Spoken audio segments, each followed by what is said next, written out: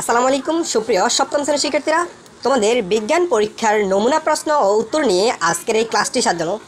এখানে তোমরা দেখতে পাচ্ছ তোমাদের বিজ্ঞান পরীক্ষার নমুনা প্রশ্নটি, যার আলোকে তোমার পরীক্ষার প্রশ্নের প্যাটার্নটি হতে পারে। সো প্রথমে আমি প্রশ্নটি পড়ে নিব, দেন তোমাদেরকে তোমাদের কাজগুলো বুঝিয়ে দিব। তার আগে তোমাদের সবার প্রতি ছোট্ট একটা রিকোয়েস্ট থাকবে, তোমরা যারা এই চ্যানেলে নতুন অবশ্যই চ্যানেলটি সাবস্ক্রাইব করে সাথে থাকবা, আর যারা করছো তাদেরকে অসংখ্য ধন্যবাদ। এখানে দেখো বলছে, আমাদের আশেপাশে ছড়িয়ে ছিটিয়ে আছে অসংখ্য বস্তু, সর্বত্রই পদার্থের উপস্থিতি বিদ্যমান। শিক্ষার্থীরা দলগতভাবে পদার্থের প্রকারভেদ, ধরন, বিভিন্ন বিষয়ে আলোচনা করবে। নিচের কাজগুলো এককভাবে খাতায় লিখবে, আলোচনা করে কাজগুলো তারপরে খাতায় লিখবে।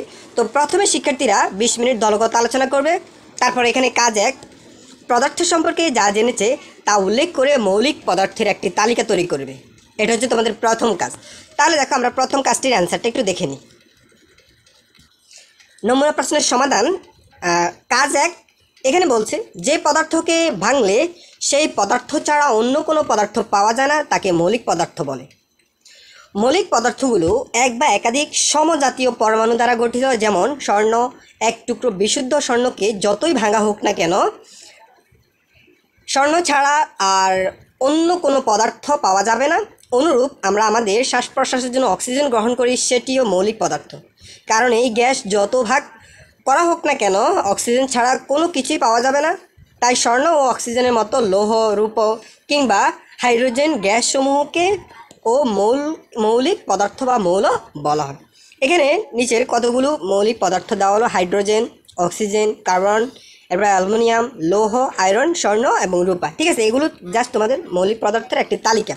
দেখো প্রিয় শিক্ষার্থীরা, এটা কিন্তু আমি আবার বলছি, এটা কিন্তু তোমাদের জাস্ট একটা নমুনা প্রশ্ন। তোমাদের মূল প্রশ্নগুলো কিন্তু প্রতিদিনই তোমাদের মূল পরীক্ষার প্রশ্নগুলো এই চ্যানেলে অ্যান্সার প্রশ্ন এবং প্রশ্নের অ্যান্সার সহকারে কিন্তু আপলোড করা হয়। সো প্রিয় শিক্ষার্থীরা, সেই ক্লাসটি তোমরা এখানে পর্ব 1 এবং পর্ব 2, এই যে বিজ্ঞান আসল প্রশ্ন পর্ব 3, এভাবে ধারাবাহিক পর্ব অনুযায়ী তোমাদের এই ক্লাসগুলো সাজানো থাকবে। সো প্রিয় শিক্ষার্থীরা, আমি প্রশ্নটির অপেক্ষা আছি। প্রশ্নটি পাওয়ার সাথে সাথে তোমাদের প্রশ্ন এবং উত্তরগুলো করে দেবো। সো তোমরা যারা নতুন চ্যানেল, অবশ্যই চ্যানেলটি সাবস্ক্রাইব করে সাথে থাকবা, যাতে করে তোমার ভিডিওটি খোঁজাখুঁজি না করা লাগবে। আমি ভিডিওটি ক্লাসটি আপলোড করার সাথে সাথে তোমাদের কাছে যেন শো করে। ঠিক আছে, আচ্ছা। তো এখানে দেখো আর একটা রিকোয়েস্ট থাকবে, ভিডিওটি অবশ্যই একটা লাইক করে দিবা।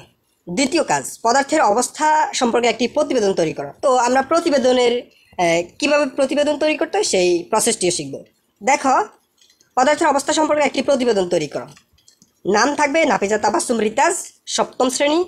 এখানে তারিখ থাকবে, ঠিক আছে। এবং প্রতিবেদনের একটা শিরোনাম থাকবে। কি হতে পারে প্রতিবেদন? পদার্থের বিভিন্ন অবস্থা সম্পর্কে জানা।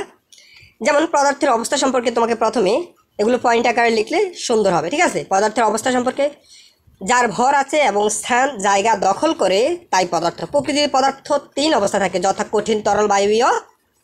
পদার্থের ভিন্ন ভিন্ন রূপকে পদার্থের অবস্থা বলে। পদার্থের বিভিন্ন অবস্থার সম্পর্কে নিচে আলোচনা করা হলো। যেমন কঠিন পদার্থের নির্দিষ্ট আকার, আয়তন ও ভর থাকে।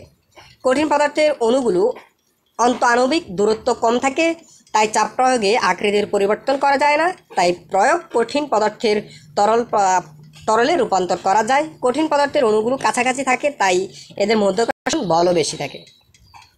এরপর দেখো তরল পদার্থের নির্দিষ্ট আকার নেই, কিন্তু আয়তন আছে। যেখানে যেই পাত্রে রাখা হয় সেই পাত্রে আকার ধারণ করে। তরল পদার্থের অণুগুলো আণবিক দূরত্ব কঠিন পদার্থ অপেক্ষা বেশি, আকর্ষণ বল প্রয়োগ অপেক্ষাকৃত কম। বায়বীয় পদার্থ, তরল পদার্থের আকৃতি পরিবর্তন করা যায়। তাপ প্রয়োগে তরল পদার্থে গ্যাসে রূপান্তর করা যায়, অর্থাৎ বায়বীয় পদার্থে রূপান্তরিত হয় ইলেকট্রনিক অণুবীক্ষণ যন্ত্রের সাহায্যে পরমাণু ও আকৃতি। আচ্ছা দেখো, এটা ছিল তোমাদের 2 নং কাজের সমাধান। এখন আমরা দেখব 3 নম্বর কাজটি।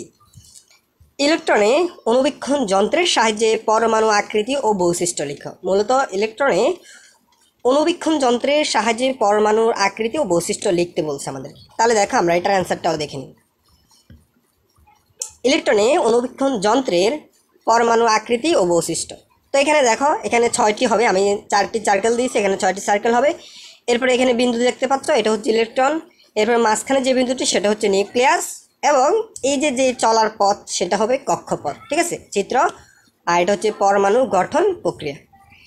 এরপরে দেখো 4 নম্বর কাজ হচ্ছে পরমাণু গঠন বিন্যাস আলোচনা করা। ঠিক আছে, এভাবে মূলত তোমাদের প্রশ্নগুলো প্যাটার্নটি হতে পারে এভাবে যে এবার এই প্রশ্নটি যে হুবহু আসবে এমনটা না। আমি আবার বলছি, এটা জাস্ট তোমাদের জন্য একটা নমুনা প্রশ্ন, এর আলোকে তোমরা তোমাদের প্রশ্নগুলো পেতে পারো। আর তোমাদের মূল প্রশ্নগুলো বা আসল প্রশ্নগুলো অবশ্যই আমি এই ভিডিওগুলোতে দিয়ে দিব। সো চ্যানেলটি সাবস্ক্রাইব করে সাথে থাকো, যাতে ভিডিওটি পাওয়ার সাথে সাথেই তুমি তোমার পড়াগুলো শিখে নিতে পারো।